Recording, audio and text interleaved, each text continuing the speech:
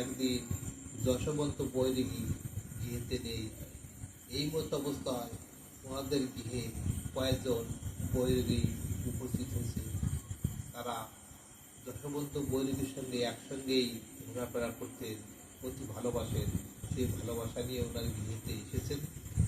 হরিচাঁদ ঠাকুর ওই বৈরাগীদের দেখে দণ্ডবন্ত বাড়ির কাছেই আসেন।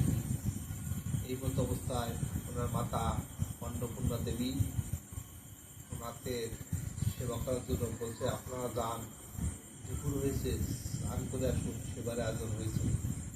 যখন ওই বৈরাগীগণ পুকুরে গিয়েছে স্নান করতে, কিন্তু ওনাদের পরে ছিল জপের মালা। ওই জপের মালা পুকুর পাড়ে রেখে যখন ওই পুকুরে স্নান করতে নেমেছে, আর ওই ছোট্ট বালক চাঁদ ঠাকুর এসে ওই জপের মালা ঝোলার থেকে বের করে টেনে টেনে ছিঁড়ে ফেলে দিয়েছে জলে।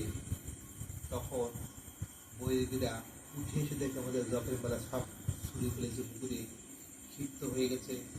যশবন্ত বৈরাগী এই মতো অবস্থায় ঘিরে ফিরে এসেছে, বলছে, তোমার এই মধ্যম বালক হরিচাঁদ এ তো এত দুষ্ট, দেখুন যে আমাদের জপের মালাকে অপমান করেছে, জপের মালাকে ছুঁড়ে ফেলেছে, তাই একে তো আপনি উপযুক্ত সাজা দিন, নতুবা আপনার গিয়ে আমাদের পক্ষে সম্ভব নয়।